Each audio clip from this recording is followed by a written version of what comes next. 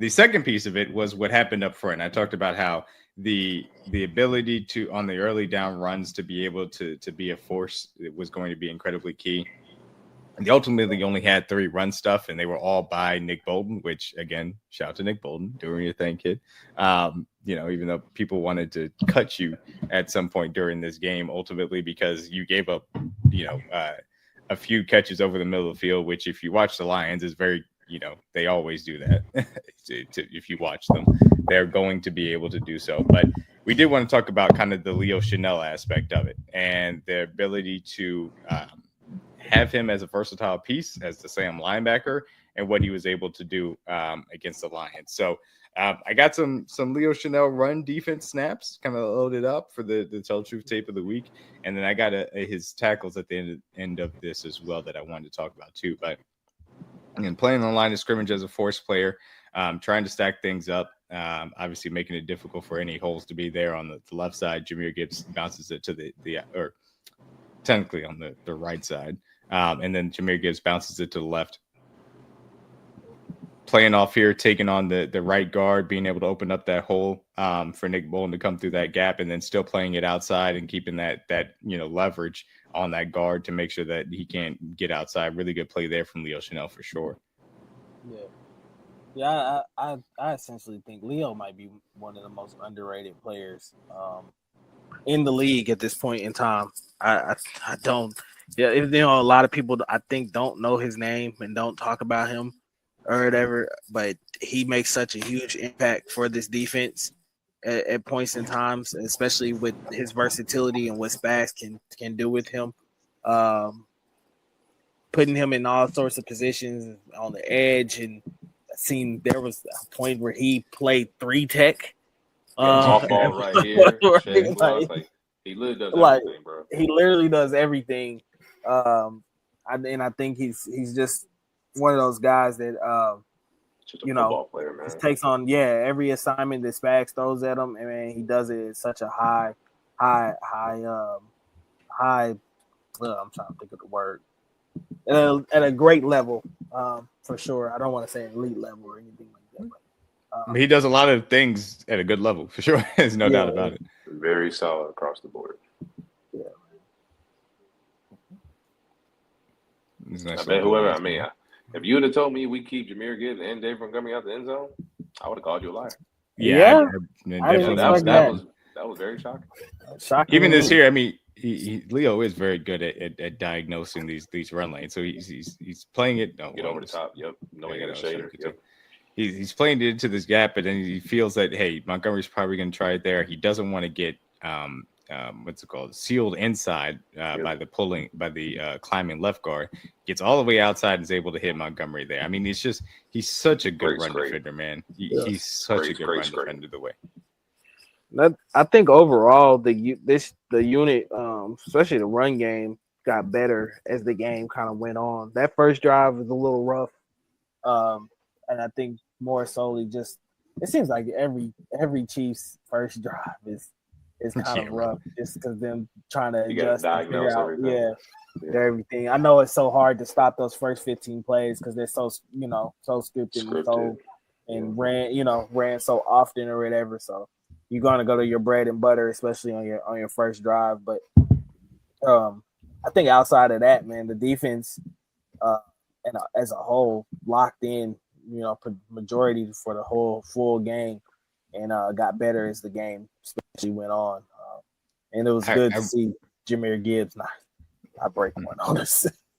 Spags always uses those first few drives as a fact-finding mission. And the reality situation is, and we'll talk about this more, this is an offensive-led complementary football team. And if your offense is rolling like this offense is, that you can give a little bit early on if you feel comfortable for what it's going to look like on the back end for the defense, because you're going to put up a certain number of points going into the week. And that's a key thing for complementary football. But the Leo Chenal in like 3 steps just absolutely teleports from bad leverage against this climbing guard to the outside leverage needed to be able to make this play, man. He's such a good run defender, man. Chasing out the backside here, holding on for Montgomery. Yeah. Yeah, You get lined up You got kinda- about it on the edge. Got him at the. yeah, kind of as that overhang Sam at that point too. it's a special thing, man, to have him and Nick Bolton, especially for our run game. And I think even though it's not the best in the league, I think it at least helps us to be serviceable in that area of our defense. That one play, yeah, not a Leo specific. Not a Leo specific snap here, but really good job by the outside of Derek Nottie being 5 yards behind. Really good job of the Chiefs kind of forming a wall here.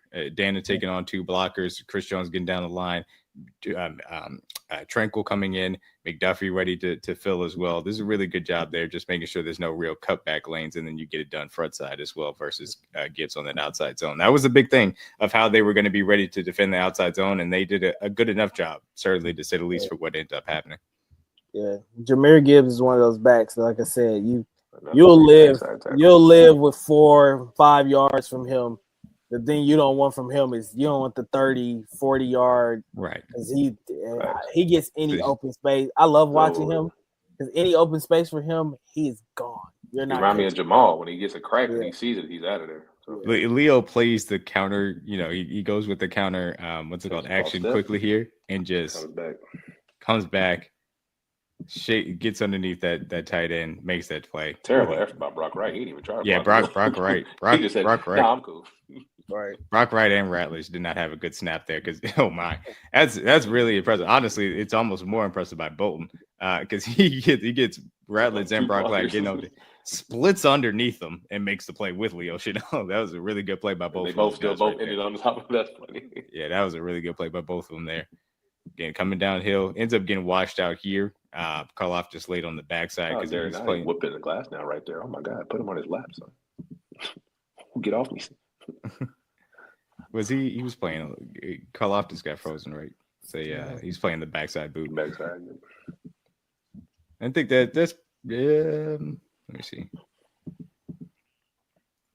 I would say that's probably the first mistake for Leo as far as the tape is concerned because he over pursues a little bit. They do a good job with the climbing guard to make sure he doesn't get there. And obviously, Gibbs takes full advantage there, which Gibbs will. Yep. Anytime he sees this is another thing.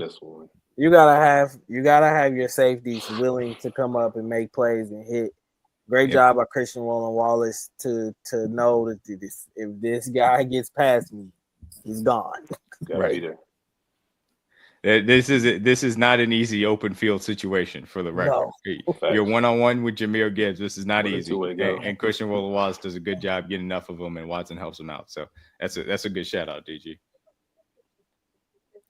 Again, stacking up the middle. Much better job. Jahmyr just kept fighting there. Dude, I ain't gonna lie, man. I love watching him because that kid he's incredible, bro. Like the way he can cut back, run, and then once he gets in open field, he's you're not gonna get him down. Good luck catching him. Yeah, no, you're not catching him for sure. You'd be lucky if you get him down open field. Look at the trigger for Leo here. So that's a great initial win by Chris. Chris does an awesome job there in his win. But the crazy thing is Leo almost beats him to the ball with how fast he got there. Yeah. I gotta give him 9-5 his credit too. I think he responded well to the criticism and noise this week too. He played a lot better.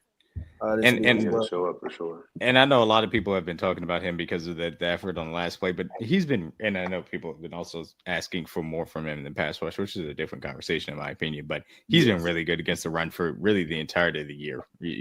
I want to say that too. Again, Leo playing that Sam position, going to push them the tight end out of the way and still make that play on Jahmyr Gibbs on the edge. Just everywhere as far as this run defense is concerned. Been a great run defense on you. And then again, the maturation of Leo, understanding that, hey, some of these things are designed to get my eyes in the wrong place, and we're not going to overrun it. And I want to include these 2 tackles here because of plays that he made.